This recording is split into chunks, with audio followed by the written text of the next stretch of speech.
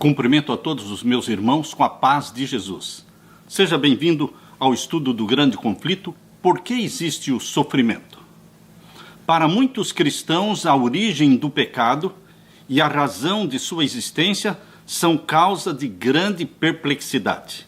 Vem a obra do mal com seus terríveis resultados de miséria e desolação e põe em dúvida como tudo isso possa existir sob o reinado de um ser que é infinito em sabedoria, poder e amor.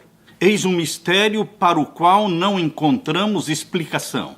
E, em sua incerteza e dúvida, tornam-se cegos para as verdades plenamente reveladas na palavra de Deus. Existem os que, em suas pesquisas concernentes à existência do pecado, se esforçam por esquadrinhar aquilo que Deus nunca revelou. Por isso, não encontram solução para suas dificuldades. E os que mostram tal disposição para a dúvida e cavilação aproveitam-se disso como desculpas para rejeitar as palavras das Sagradas Escrituras. Outros, entretanto, deixam de ter uma compreensão satisfatória a respeito do grande problema do mal, devido a terem a tradição e a interpretação errônea obscurecido o ensino da Bíblia relativo ao caráter de Deus, à natureza do seu governo e aos princípios que regem o seu trato com o pecado. É impossível explicar a origem do pecado de maneira a dar uma razão para a sua existência. Todavia, bastante se pode compreender em relação à origem do pecado, bem como à disposição final do pecado, para que se faça amplamente manifesta a justiça e benevolência de Deus em todo o seu trato com o mal. Nada é mais claramente ensinado nas Escrituras do que o fato de não haver sido Deus de maneira alguma responsável pela manifestação do pecado, e de não ter havido qualquer retirada arbitrária da graça divina, nem deficiência no governo divino para que dessem motivo ao irrompimento da rebelião. O pecado é um intruso, por cuja presença nenhuma razão pode se dar. É misterioso, inexplicável, desculpá-lo corresponde a defendê-lo. Se para ele se pudesse encontrar uma desculpa ou mostrar-se causa para a sua existência, deixaria de ser pecado. Nossa única definição de pecado é a que é dada pela palavra de Deus, que diz que pecado é transgressão da lei. É o efeito de um princípio em conflito com a grande lei do amor de Deus, que é o fundamento do governo divino. Antes da manifestação do mal, havia paz e alegria por todo o universo. Tudo estava em perfeita harmonia com a vontade do Criador. O amor a Deus era supremo e imparcial, o amor de uns para com os outros. Cristo, o Verbo unigênito do Pai, era um com o eterno Pai, um na natureza, um no caráter e um no propósito. E o único ser no universo que poderia entrar nos conselhos e propósitos de Deus. Por Cristo Jesus, o Pai efetuou a criação de todos os seres celestiais.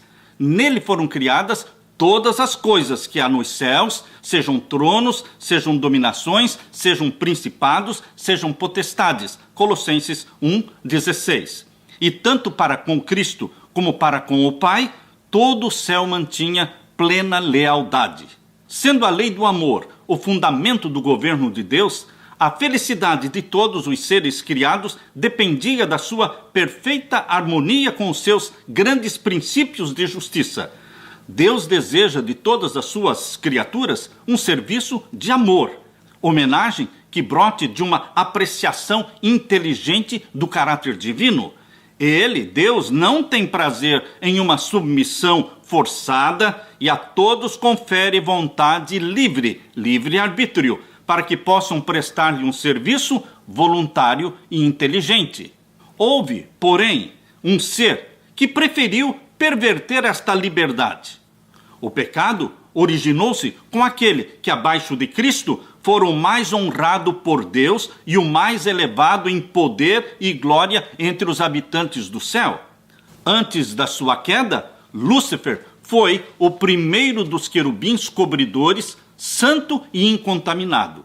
Assim diz o Senhor Jeová: tu és o aferidor de medida, cheio de sabedoria e perfeito em formosura. Estavas no Éden, jardim de Deus, toda pedra preciosa era a tua cobertura. Tu eras querubim ungido para proteger, e te estabeleci no monte santo de Deus estavas, no meio de pedras afogueadas andavas, perfeito eras nos teus caminhos, desde o dia em que foste criado, até que se achou iniquidade em ti. Ezequiel 28, versos 12 a 15. Lúcifer poderia ter permanecido no favor de Deus, ser amado e ser honrado por toda a hoste angélica, exercendo suas nobres faculdades a fim de abençoar outros e glorificar o seu Criador. Mas, diz o profeta, elevou-se o teu coração por causa da tua formosura, corrompeste a tua sabedoria por causa do teu resplendor. Ezequiel 28, 17. Pouco a pouco, Lúcifer veio a condescender com o desejo de exaltação própria. Estimas o teu coração como se for o coração de Deus, e tu dizias: acima das estrelas de Deus exaltarei o meu trono, e no monte da congregação me assentarei, subirei acima das mais altas nuvens, e serei semelhante ao Altíssimo. Ezequiel 28, 6. Isaías 14, 13 e 14. Em vez de procurar fazer com que Deus fosse supremo nas afeições e lealdade de todas as suas criaturas, era o desejo de Lúcifer conquistar para si o serviço e a homenagem dos seres celestiais. E, cobiçando a honra que o infinito Pai conferira ao seu Filho, Jesus, este príncipe dos anjos, Lúcifer, aspirou ao poder cujo uso era prerrogativa de Cristo unicamente. O céu todo se regozijava com refletir a glória do Criador e celebrar o seu louvor. E, enquanto Deus for assim honrado, tudo era paz e alegria. Uma nota dissonante, porém, deslustrava agora as harmonias celestes. O serviço e exaltação em prol do eu, contrários ao plano do Criador, despertavam prenúncios de males nas mentes para as quais a glória de Deus era suprema. Os concílios celestiais instavam com Lúcifer. O Filho de Deus lhe apresentava a grandeza, a bondade e a justiça do Criador e a natureza imutável da lei de Deus. Deus mesmo havia estabelecido a ordem no céu, e afastando-se dela, Lúcifer desonraria o seu Criador, trazendo sobre si a ruína. Mas a advertência, feita com amor e misericórdia infinitos, unicamente suscitou espírito de resistência em Lúcifer. Lúcifer permitiu que prevalecesse a inveja para com Cristo, e mais decidido tornou-se ele. O orgulho da sua própria glória alimentava o desejo de supremacia. As elevadas honras conferidas a Lúcifer não eram apreciadas como um dom de Deus e não despertavam gratidão para com o Criador. Ele, Lúcifer, se gloriava em seu resplendor e exaltação e aspirava a ser igual a Deus. Era amado e reverenciado pelas hostes celestiais. Anjos deleitavam-se em executar as suas ordens, e mais que todos eles, estava Lúcifer revestido de sabedoria e glória. Todavia, o Filho de Deus era reconhecido soberano no céu, igual ao Pai, em poder e autoridade. Em todos os conselhos de Deus, Cristo tomava parte, enquanto que Lúcifer não era assim permitido entrar em conhecimento dos propósitos divinos. Por quê? Perguntava Lúcifer. Deveria ter Cristo a supremacia? Por que é ele desta maneira mais honrado do que Lúcifer? Deixando seu lugar na presença imediata de Deus, Lúcifer saiu a difundir aquele espírito de descontentamento entre os anjos, operando em misterioso segredo, escondendo durante algum tempo o seu intuito real sob o disfarce de reverência para com Deus. Esforçou-se Lúcifer por suscitar o desgosto em relação às leis que governavam os seres celestiais, insinuando que elas impunham uma restrição desnecessária para os anjos. Visto serem os anjos de uma natureza santa, insistia Lúcifer que eles obedecessem aos ditames da sua própria vontade. procurou arregimentar as simpatias em seu favor, propagando que Deus o tratara injustamente ao conferir honra suprema a Jesus Cristo. Alegava Lúcifer que, anelando maior poder e honra, não pretendia a exaltação própria, mas procurava conseguir liberdade para todos os habitantes do céu, a fim de, por este meio, poderem alcançar condição mais elevada de existência. Deus, em sua grande misericórdia, suportou longamente a Satanás.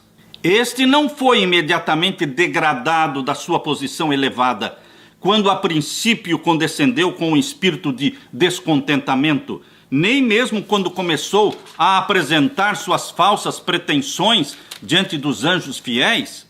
Muito tempo foi ele conservado no céu. Reiteradas vezes foi oferecido a ele o perdão sob a condição de que se arrependesse e se submetesse.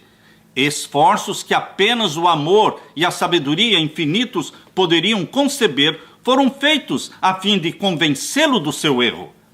O espírito de dissabor nunca dantes fora conhecido no céu. O próprio Lúcifer não via, a princípio, para onde estava a encaminhar-se este seu propósito. Ele não compreendia a verdadeira natureza dos seus próprios sentimentos, mas, sendo-lhe demonstrado que o seu descontentamento era sem causa, convenceu-se Lúcifer de que estava em erro e de que as reivindicações divinas eram justas e de que as deveria reconhecer como tais perante todo o céu. Houvesse ele feito isso, e poderia haver salvo a si mesmo e muitos anjos. Por esse tempo, Lúcifer ainda não havia renunciado completamente à sua fidelidade para com Deus. Posto que houvesse perdido a posição de querubim cobridor, teria sido reintegrado em seu trabalho, caso houvesse desejado voltar para Deus, reconhecendo a sabedoria do Criador e estivesse satisfeito em preencher o lugar a ele designado no grande plano de Deus.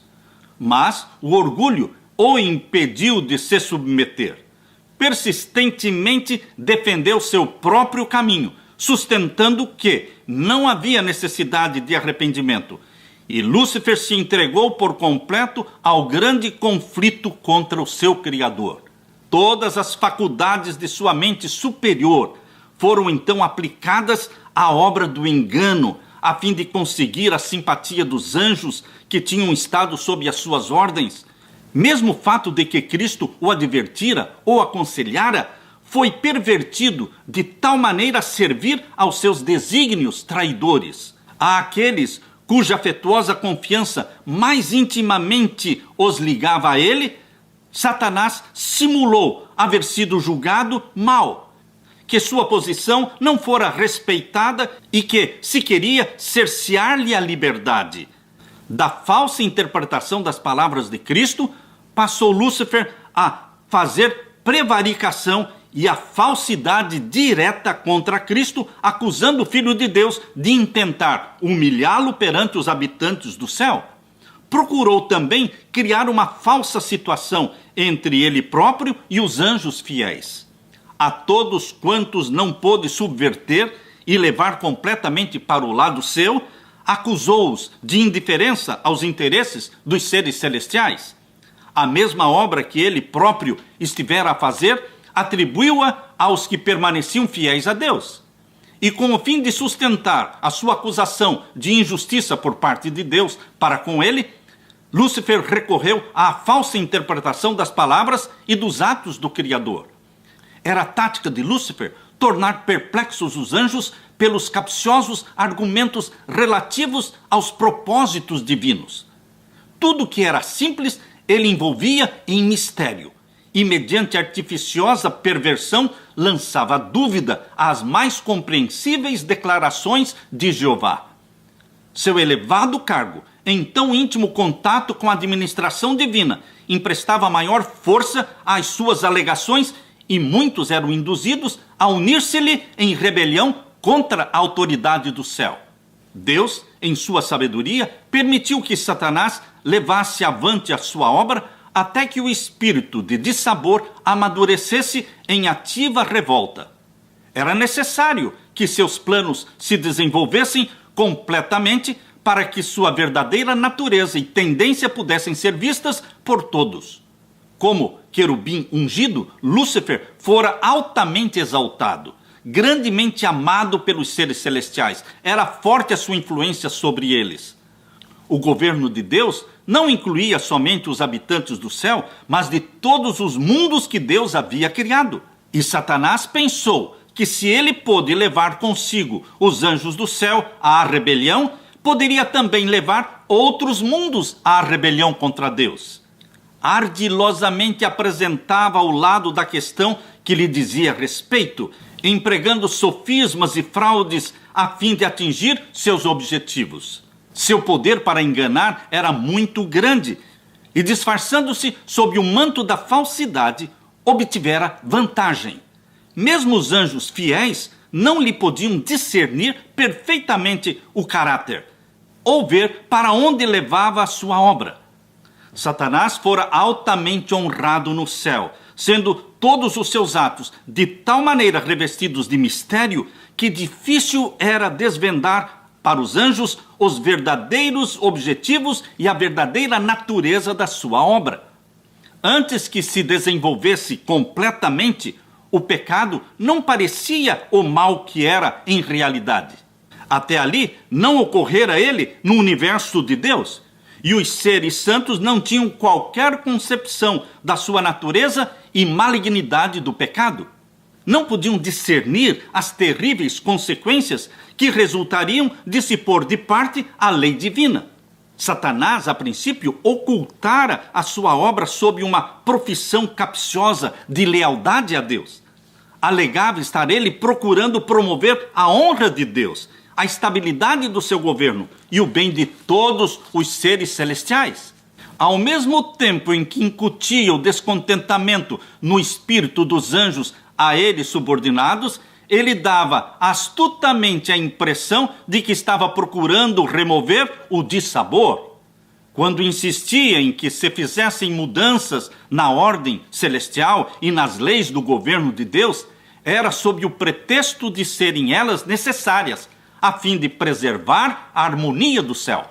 Em seu trato com o pecado, Deus podia usar somente a justiça e a verdade. Satanás, porém, podia usar mais do que isso. Podia fazer uso daquilo que Deus não poderia fazer uso, a lisonja e o engano. Procurara falsificar a palavra de Deus e representara falsamente seu plano de governo perante os anjos, alegando que Deus não era justo ao estabelecer leis e regras para os habitantes do céu. Que Deus, exigindo das suas criaturas submissão e obediência, estava meramente procurando exaltação de si próprio. Portanto, deveria ser demonstrado perante os habitantes do céu, bem como de todos os mundos, que o governo de Deus é justo e perfeita a sua lei. Satanás fizera parecer que estava procurando promover o bem do universo. O verdadeiro caráter do usurpador e seu objetivo real deveriam ser por todos compreendidos. A discórdia que o seu próprio procedimento determinara no céu imputou-a Satanás à lei e ao governo de Deus. Todo o mal, declarou ele, ser resultante da administração divina. Alegou ser o seu próprio objetivo melhorar os estatutos de Jeová. Consequentemente, necessário era que demonstrasse a natureza das suas pretensões, provando o efeito das suas propostas mudanças na lei divina. A sua própria obra deveria condená-lo. Satanás pretendeu, desde o princípio, que não estava em rebelião. Todo o universo deveria ver o enganador desmascarado. Mesmo quando foi decidido que ele não mais poderia permanecer no céu, a sabedoria infinita não destruiu a Satanás. Visto que apenas o serviço por amor pode ser aceito por Deus, a submissão das suas criaturas deve repousar em uma convicção sobre a sua justiça e benevolência. Os habitantes do céu e de outros mundos, não estando preparados para compreender a natureza ou consequências do pecado, não poderiam ter visto então a justiça de Deus e a sua misericórdia com a destruição de Satanás. houvesse ele, Satanás, sido imediatamente excluído da existência e morto, e teriam servido a Deus antes por temor do que por amor. A influência do enganador não teria sido destruída por completo. Tampouco o espírito de rebelião se teria desarraigado totalmente. Devia-se permitir que o mal fosse amadurecido. Para o bem do universo inteiro, através dos séculos sem fim, devia Satanás desenvolver mais completamente seus princípios para que as suas acusações contra o governo divino pudessem ser vistas sob sua verdadeira luz por todos os seres criados e para sempre pudessem ser postas acima de qualquer dúvida a justiça e a misericórdia de Deus e a imutabilidade da sua lei. A rebelião de Satanás deveria ser uma lição para todo o universo, por todos os séculos vindouros, um testemunho perpétuo da natureza e terríveis resultados do pecado. A consequência do governo de Satanás, seus efeitos tanto sobre homens como sobre os anjos, mostraria qual o fruto de rejeitar a autoridade divina. Testificaria que, da existência do governo de Deus e de sua lei, dependem o bem-estar de todas as criaturas que ele fez. A história desta terrível experiência de rebelião deveria ser perpétua salvaguarda a todos os santos seres, impedindo-os de serem enganados quanto à natureza da transgressão, livrando-os de cometer pecado e sofrer o seu castigo. Até ao final, mesmo da controvérsia no céu, o grande usurpador continuou a se justificar. Quando foi anunciado que, juntamente com todos os que com ele se simpatizavam, deveriam ser expulsos das habitações do céu, expulsos das habitações da bem-aventurança, o chefe rebelde confessou então ousadamente seu desdém pela lei do Criador. Reiterou a sua pretensão de que os anjos de Deus não necessitam ser dirigidos, mas que deveriam ser deixados a seguir sua própria vontade, que sempre os conduziria corretamente.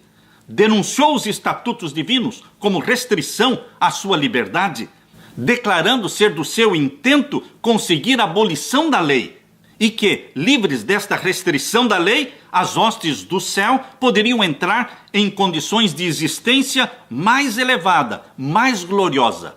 Em comum acordo, os anjos rebeldes e Satanás lançaram a culpa da sua rebelião inteiramente sobre Cristo, declarando que, se eles não tivessem sido injustiçados, não se teriam rebelado. Assim, obstinados e arrogantes em sua deslealdade, procurando em vão subverter o governo de Deus, ao mesmo tempo que, blasfemando, pretendiam ser vítimas inocentes do poder opressivo, o arqui-rebelde Lúcifer e seus anjos foram, afinal, banidos do céu. O mesmo espírito que produziu a rebelião no céu ainda inspira a rebelião aqui na terra. Satanás tem continuado com os homens o mesmo estratagema que adotou em relação aos anjos. O espírito de Satanás ora reina nos filhos da desobediência. Semelhantes a ele, procuram romper com as restrições da lei de Deus, prometendo liberdade aos homens por meio da transgressão dos preceitos da lei. A reprovação do pecado suscita ainda o espírito de ódio e resistência.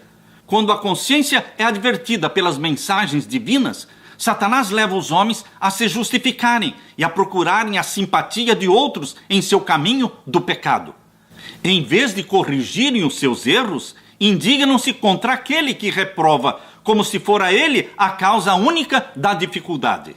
Desde os dias do justo Abel até os nossos dias, este é o espírito que tem sido manifestado para com os que ousam condenar o pecado. Pela mesma representação falsa do caráter de Deus, como ele fez lá no céu, fazendo com que Deus fosse considerado severo e tirano, Satanás induziu o homem a pecar e, logrando ser bem-sucedido nisto, declarou ser as injustas restrições da lei de Deus motivado a queda do homem, assim como determinaram a sua própria rebelião. Mas o próprio Eterno proclama o seu caráter, dizendo: Jeová, o Senhor, Deus misericordioso e piedoso, tardio em iras e grande em beneficência e verdade, que guarda a beneficência em milhares, que perdoa a iniquidade e a transgressão e o pecado, que ao culpado não tem por inocente. Êxodo 34, 6 e 7. Banindo Satanás do céu, declarou Deus a sua justiça e manteve a honra do seu trono. Quando, porém, o homem pecou, cedendo aos enganos desse espírito apóstata, Deus ofereceu uma prova do seu amor, entregando o unigênito Filho de Deus para morrer pela raça caída. Na expiação revela-se o caráter de Deus. O poderoso argumento da cruz demonstra ao universo todo que o caminho do pecado, escolhido por Lúcifer, de maneira nenhuma era atribuível ao governo de Deus. Na luta entre Cristo e Satanás, durante o ministério terrestre do Salvador Jesus, foi desmascarado o caráter do grande enganador. Nada poderia tão eficazmente ter desarraigado de Satanás as afeições dos anjos celestiais e de todo o universo fiel, como o fez a sua guerra cruel ao Redentor do mundo quando aqui na terra esteve. A ousada blasfêmia da sua pretensão de que Cristo lhe rendesse homenagem, seu pretensioso atrevimento ao levá-lo ao cume da montanha e ao pináculo do templo, o malévolo intuito de Satanás que se denuncia ao insistir ele que Jesus Cristo se lançasse de uma vertiginosa altura, a malignidade vigilante que o assaltava de um lugar para o outro, inspirando o coração dos sacerdotes e do povo contra Jesus Cristo, para rejeitarem o amor de Jesus Cristo, e o brado final que o povo de Israel deu quando Jesus Cristo foi condenado, eles disseram: crucifica-o, crucifica-o. Tudo isto despertou o assombro e a indignação do universo inteiro. Foi Satanás que promoveu a rejeição de Cristo por parte do mundo. O príncipe do mal exerceu todo o seu poder e engano a fim de destruir Jesus, pois viu que a misericórdia e o amor do Salvador, a sua compaixão e terna brandura estavam representando ao mundo o verdadeiro caráter de Deus.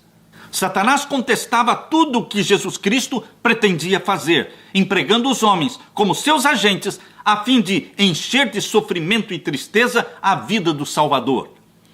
O sofisma e a falsidade pelos quais procurava estorvar a obra de Jesus, o ódio manifesto por meio dos filhos da desobediência, suas cruéis acusações contra aquele cuja vida era de bondade sem precedentes, tudo proveio de um sentimento de vingança profundamente arraigado no coração de Satanás.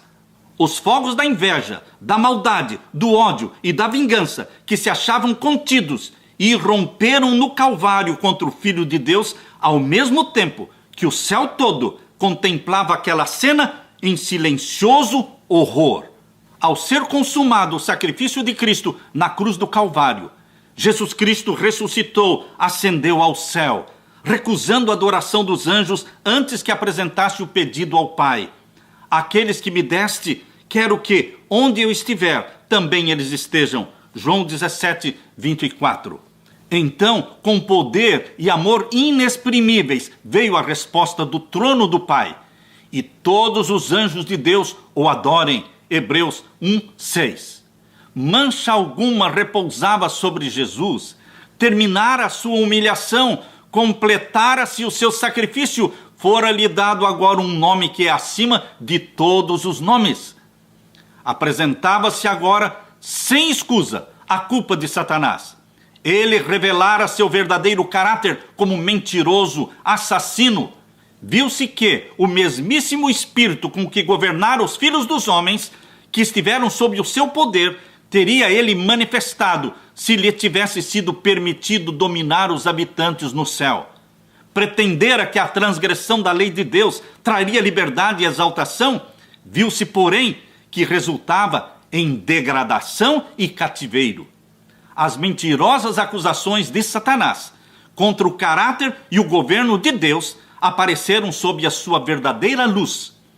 Acusou a Deus de procurar simplesmente a exaltação de si mesmo, exigindo submissão e obediência das suas criaturas, e declarou que enquanto o Criador reclamava abnegação de todos os outros, ele próprio não a praticava e não fazia sacrifício algum. Porém, viu-se agora que para a salvação de uma raça caída e pecadora, o governador do universo, Deus, fizera o máximo sacrifício que o amor poderia fazer. Deus estava em Cristo reconciliando consigo o mundo. 2 Coríntios 5,19. Viu-se também que enquanto Lúcifer abrira a porta para o pecado, pelo seu desejo de honras e de supremacia, Cristo Jesus, a fim de destruir o pecado, se humilhou e se fez obediente até a morte, e morte de cruz.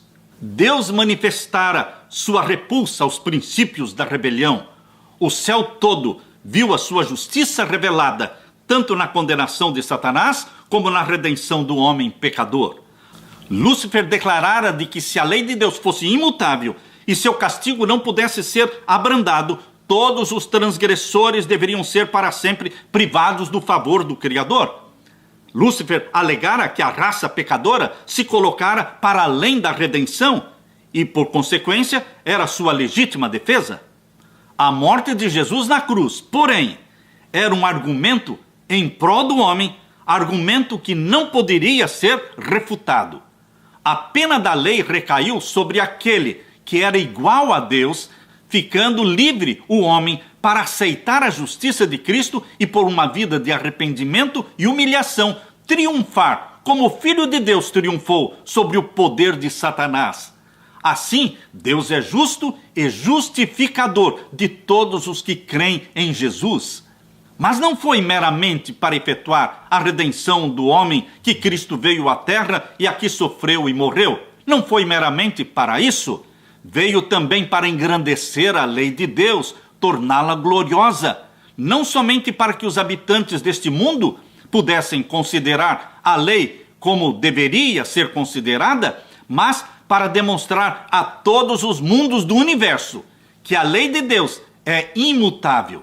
Pudessem seus requisitos ser impostos de lado e o Filho de Deus não necessitaria ter morrido na cruz. Pudessem seus requisitos ser impostos de lado e o Filho de Deus não necessitaria, então, haver dado a sua vida para expiar a transgressão da mesma lei. A morte de Cristo prova ser a lei de Deus imutável. E o sacrifício a que o amor infinito induziu o Pai e o Filho, a fim de que os pecadores pudessem ser salvos, demonstra ao universo todo. E nada menos que este plano da expiação teria bastado para fazer que a justiça e a misericórdia são o fundamento da lei e do governo de Deus. Na execução final do juízo, ver-se-á que nenhuma causa existe para o pecado. Quando o juiz de toda a terra perguntar a Satanás: por que te rebelaste contra mim e me roubaste os súditos do meu reino? O originador do mal não poderá apresentar resposta alguma.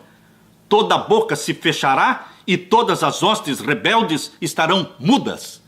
A cruz do Calvário, ao mesmo tempo em que declara ser imutável a lei de Deus, proclama ao universo todo que o salário do pecado é a morte. No brado agonizante de Jesus na cruz, está consumado, soou a sentença de morte de Satanás. Decidiu-se então o grande conflito que durante tanto tempo estivera em andamento e confirmou-se a extirpação do mal. O Filho de Deus transpôs os umbrais do império da morte, isto é, o diabo. Hebreus 2,14. O desejo de exaltação própria por parte de Lúcifer levara-o a dizer: acima das estrelas de Deus, exaltarei o meu trono e serei semelhante ao Altíssimo. Porém, declarou Deus: eu te tornei em cinza sobre a terra, e nunca mais serás para sempre. Isaías 14, 13 e 14, Ezequiel 28, 18 e 19.